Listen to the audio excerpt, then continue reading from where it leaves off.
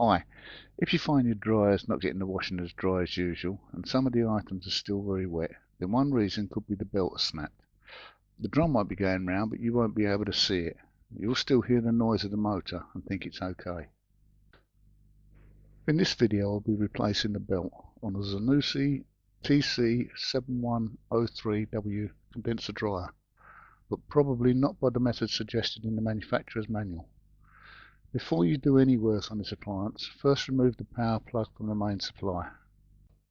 The tools I'll be using on this project are a Phillips screwdriver, a flat bladed screwdriver, a 7mm socket and driver attachment, a roll of insulation tape or gaffer tape, whichever you have handy, a wire coat hanger, a pair of engineer's pliers and a multimeter. Remove the two 7mm bolts holding the top on and place it out of the way. Then take out the bolt on the top front edge of the panel. Now the ones down the back edge and you can ease the panel off. There's a plastic clip on the front edge of it which hooks into the front of the machine, so it will need to be eased up and backwards to release it. Now remove the bolts down the back edge and the other side. This is just to allow for movement in the back panel, so this side's not coming off. The three bolts holding the bearing in place are the next to come off. You may want to remove the plastic cover first and then free the drum shaft, but it really doesn't make a lot of difference which way round you tackle it, as long as the bearing comes off, which means releasing the circlip and then the washer before easing the bearing plate off the drum shaft. This will then leave a large gap in the back panel where the drum shaft goes through. The only bolts that need to be removed on this project are all 7mm. Now comes the unorthodox part of the repair. Cut the hook off the coat hanger and straighten one part of it.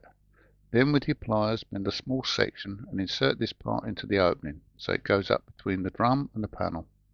You may need to ease the drum forward to accomplish this, but as it's not held down it moves easily.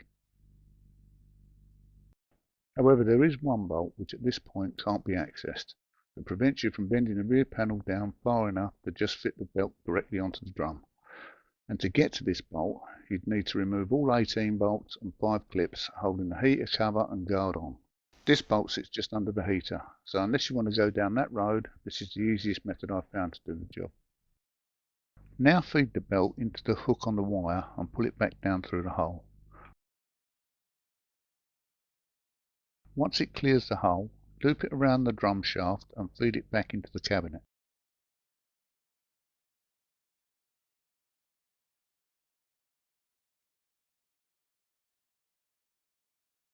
The belt is now around the drum, albeit just the shaft, so the next thing is to encircle the drum itself. At this point, make sure the belt is sitting right and not looped around the drum shaft in a figure of 8. The easiest way to detect this is to pull it from one side and see if it tightens on the shaft or not. When you're sure the belt is how it should be, tape one section to the drum. Depending on the tape you use, you may need more than one piece to hold it down. Then slowly rotate the drum, and this will pull the belt onto it. Don't forget to remove the tape once the belt is sighted. Now move down to the fan housing and remove the one screw holding it on. To free the cover, you need to lift the front edge and then raise the whole thing up to clear the top clasp. At this point you can remove the impeller if you wish, but there is enough room to loop the belt around it. However, it's not possible if it's still around the main body of the drum.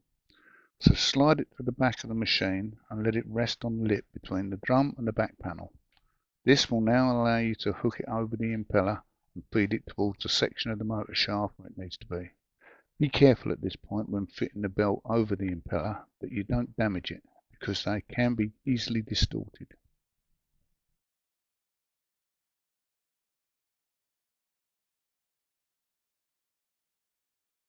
If the motor still has a tension spring attached, then remove it.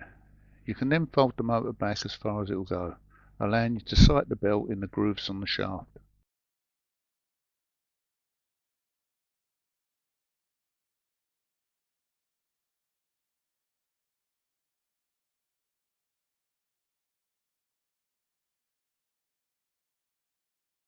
Now feed the belt back onto the drum and along the line left by the previous one.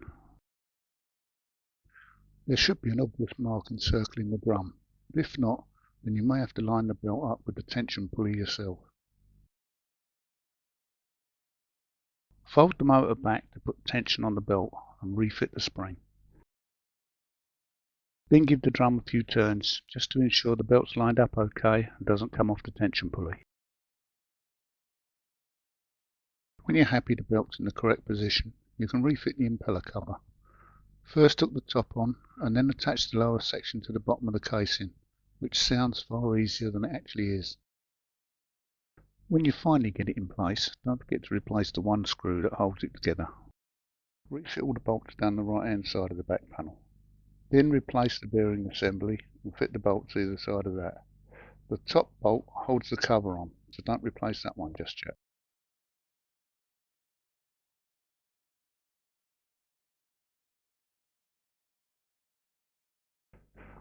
Don't forget to put the thin washer back before you replace the circlip.